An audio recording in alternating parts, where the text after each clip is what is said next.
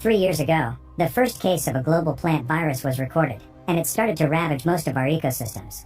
Eating food infected with the virus causes severe autoimmune diseases, and the loss of plant life has decreased the amount of oxygen in the atmosphere to 10%, which has increased the number of natural disasters all over the world. The world's leading research laboratories have been unsuccessful in developing a cure, and people are starting to think the planet is doomed. The only hope left is Project Gemini, developed by Dr. Stephen around 2 ancient alien artifacts discovered by paleontologists who are sure the objects are 4 billion years old, before there was any kind of life on Earth. Stephen's team has recreated the super tough materials that the sphere and the engine are made of and have made copies, and this engine has allowed them to build a ship that flew unmanned and found a suitable planet to terraform. The sphere is for creating life and works thanks to dozens of commands that the team has finally finished decoding. It's also proof that life on Earth was created by aliens. A team consisting of both doctors and military pilots will be traveling to create Earth 2.0 with the sphere in the solar system TESS, which is several hundred light years from here. Stephen has a wife called Amy, who doesn't want him to go on this mission. On the day of the launch, she still comes to the base to try to stop Stephen from leaving, but she doesn't make it on time and must watch how the ship leaves the planet. When the vessel leaves the atmosphere, an unusual crack appears on the alien sphere, indicating they may not be alone. Using the alien engine technology, the ship opens a warping portal that allows them to jump across the universe. However, as soon as they make it to the other side, the systems indicate an error. They haven't arrived at TESS, they're somewhere unknown. Stephen blames engineer Peter for this, claiming he made a mistake when he entered the coordinates, so he's relieved of his duties for now. Moments later, while Stephen rests, he keeps thinking about Amy, but also about the first time he activated the sphere, which allowed him to see some weird humanoid form that quickly disappeared. Afterward, Stephen asks the team to try to set the jump trajectory to figure out where they are, but it's impossible to do because all their data is messed up, as if they moved between the third and fourth dimensions. Meanwhile, Peter leaves his bunker and takes one of the security cameras so he can inspect the sphere alone. At that moment, the computer announces someone has opened the repair airlock and that there's an unidentified object approaching. To everyone's shock, they suddenly see a frozen Peter floating outside. Dr. David thinks Peter ended things because he couldn't live with his mistake, but Dr. Leona refuses to believe it because she's known Peter for 8 years and he wasn't that kind of guy. Stephen scolds her for crying over the guy that has doomed humanity and orders her to take over Peter's duties from now on. Later, David shares that when his daughter died, he also almost ended things, but he thought he could be useful instead. Now that the mission is over, he's feeling useless again, but Stephen promises him they'll find a solution. At that moment, the ship comes across a planet made of volcanic rock. It doesn't have oxygen, but the outside environment isn't aggressive, meaning they'd only need breathing masks. Stephen thinks it's the perfect alternative to carry on their plan and is eager to land, but Captain Ryan stops him, pointing out they didn't do a proper examination of the planet yet, so Stephen is recklessly risking the safety of the crew. Stephen doesn't care though, and reminds everyone he's the one calling the shots here. The team will go down on a shuttle while Officer Richard stays on the mothership. As soon as the shuttle comes closer to the planet, they encounter a very aggressive storm, so they have to activate the braking thrusters to slow their fall. It'll also use up all their fuel and prevent them from coming back, but it's their only chance to survive. As the shuttle hits the ground, the crew passes out and Stephen dreams of the time he gifted Amy a bracelet made with a particular part of the old sphere, trying to connect the two most important things to him. Moments later, the crew wakes up and immediately gets back to work. The shuttle hasn't received critical damage, but the fuel is low and they're stuck here. Stephen doesn't see the problem with this because they came to stay for 4 years, and even if they didn't land on the spot they wanted, he's sure they can use one of the huge caves as a dome for the sphere to be launched in. Meanwhile, in the hidden corridors of the shuttle, a weird goo drops off the walls. In the mothership, Richard does an inspection of the other rooms and finds this goo as well together with the missing camera. Once everyone is properly suited up, the crew takes the sphere to the nearest cave and activates it successfully. Then they return to the shuttle to begin collecting data, but Ryan interrupts their work to announce martial law is in effect in the station. To explain his decision, he shares some files Richard sent him while the doctors were working. It's a video of Peter recording himself while he inspects the sphere so he can't be accused of mistakes later. When he opens the door to the engine, he finds something moving in the shadows that suddenly jumps on him and kills him before throwing him out of the ship. The camera can't capture the shape of this creature, but Richard explains he's checked all the footage and the alien has been with them since they left Earth because it traveled inside the sphere like the Trojan horse. It probably caused the failure during the jump, but it's not on the mothership anymore. It's gone down to the planet with the shuttle. Richard can track it because the alien causes interference in the electromagnetic field, explaining the bad recording. The discussion suddenly interrupted by David, who is noticing something weird on the system. The sphere is running a different program than the one they uploaded. Stephen wants to go back to the sphere, but Ryan stops him, reminding him that he won't allow him to lead anymore and accusing him of keeping secrets. Ryan reveals Richard's also found footage of Stephen seeing that weird shape back on Earth months ago, so he knew there was potential for a threat and yet he told nobody, meaning Peter's death is his fault. Offended by this accusation, Stephen rushes out of the room while thinking about all the work he and David put into this project. Stephen hadn't been sure David should have come with them because he was still grieving, but David convinced him he was fine and wanted to make a better Earth to prevent other kids from dying like his daughter did.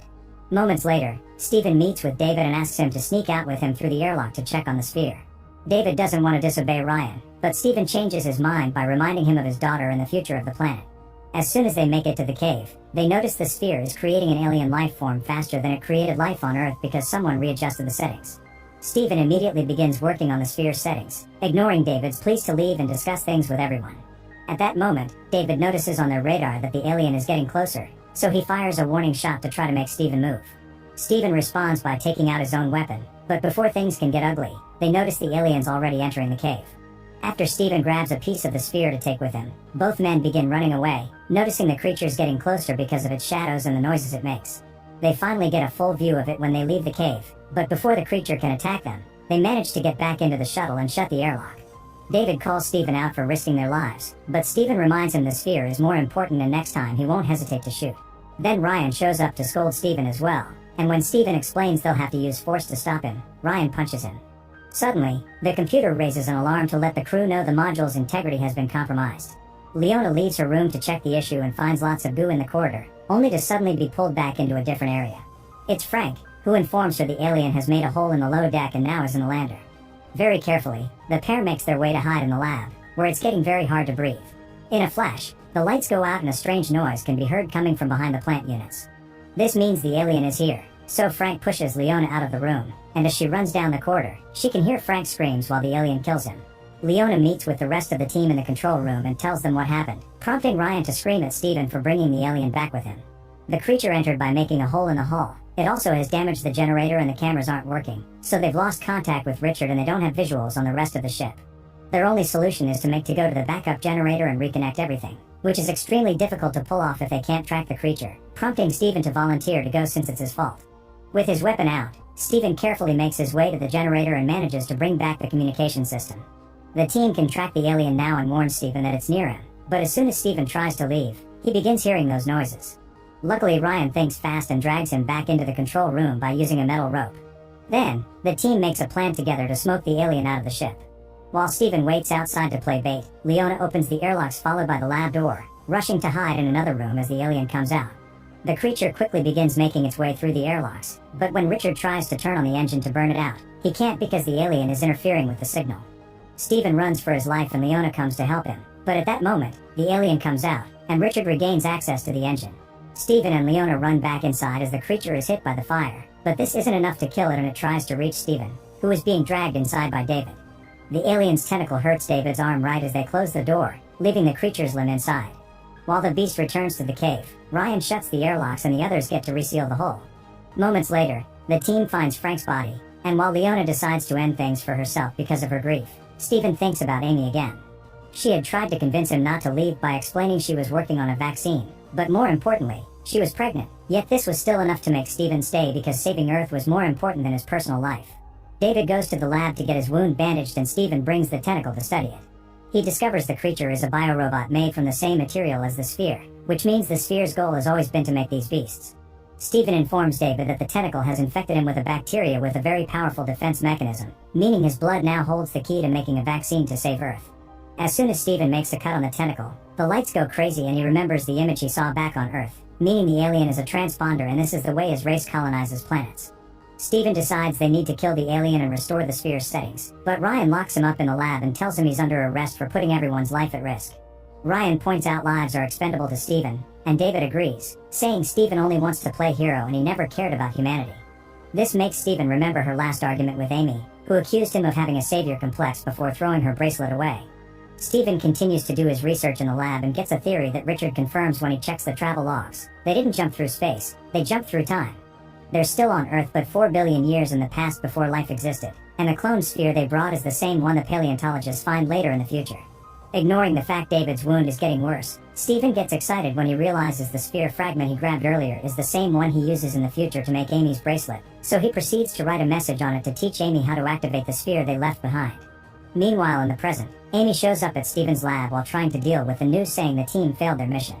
Suddenly Richard brings worrisome news to Stephen. Ryan is preparing explosives to blow up the sphere and has turned off his radio to avoid complaints. Steven asks Richard to reopen the airlock so he can get out, and as soon as he finds Ryan with the bombs, he begins explaining they can make a better plan than this. Their conversation's interrupted by a shot that kills Ryan out of the blue. It's David, who's escaped through the airlock and has gone deranged because of the infection, making him think the alien has chosen him to help it make things right because humans are a malfunction from the sphere. Steven throws Leona's Rubik Cube at the wall to distract David and lands a shot on him, prompting David to run away wounded. Afterward, Steven activates the bomb before going outside to shoot a flare to get the alien's attention.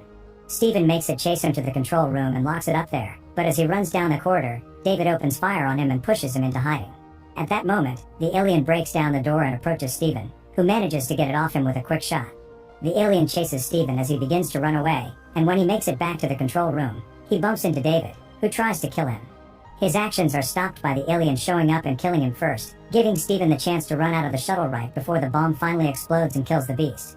Steven passes out outside for a few seconds and is woken up by Richard trying to contact anyone alive.